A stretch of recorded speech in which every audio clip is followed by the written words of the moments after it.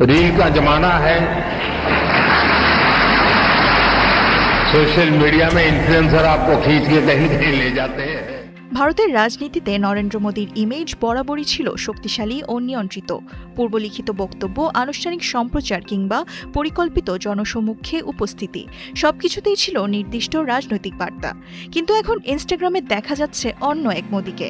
Selfie style video, get ready with me ধরনের reel, তরুণদের friends বলে সম্বোধন, এমনকি জেনজিদের জনপ্রিয় ভাষা ও স্টাইলও ব্যবহার করছেন তিনি।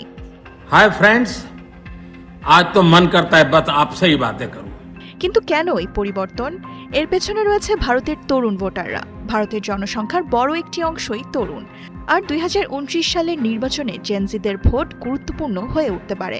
তাই তরুণরা যেভাবে সোশ্যাল মিডিয়া ব্যবহার করে সেভাবেই তাদের কাছে পৌঁছাতে চাইছে বিজেপি। थैंक यू फ्रेंड्स, मेरे जो वीडियो पोस्ट किया था। এর মধ্যে সাম্প্রতিক জেনজি আন্দোলন বিজেপির জন্য বড় একটি শিক্ষা হয়ে এসেছে। মিম, রিল, লাইভ ভিডিও এসবের মাধ্যমে তরুণরা আন্দোলনের বার্তা ছড়িয়ে দিয়েছে। অনলাইন থেকে সেই আন্দোলন পৌঁছে যায় রাস্তায়ও।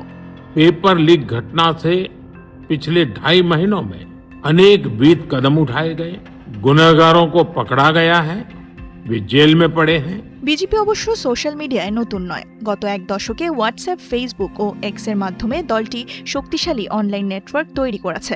কিন্তু ইনস্টাগ্রাম কিছুটা আলাদা। এখানে শুধু অনেক ফলোয়ার থাকলেই হয় না। একটি ভিডিও মানুষ কতক্ষণ দেখছে, কতবার শেয়ার করছে কিংবা কতটা আলোচনা তৈরি করছে, এসবও গুরুত্বপূর্ণ। মোদির রিলগুলোতে সেটাই দেখা গেছে। তার একটি ভিডিও 400 মিলিয়নেরও বেশি বার দেখা হলেও অনেক তরুণ সেটিকে নিয়ে মজা করেছেন, তৈরি করেছেন মিম ও ফানি ভিডিও। অর্থাৎ মোদি যে বার্তা দিতে চেয়েছেন দর্শকরা সেই অর্থে ভিডিওটি নেয়নি। आपको जिसका भी पसंद हो ऑटोबायोग्राफी जरूर पढ़ें। আর তাই বিজেপির নতুন রিলগুলোতে দেখা যাচ্ছে তরুণদের ভাষা, মিম ও জনপ্রিয় সংস্কৃতির ব্যবহার। কিন্তু সেখানেও অনেকের প্রতিক্রিয়া ক্রিঞ্জ বা হাস্যকর।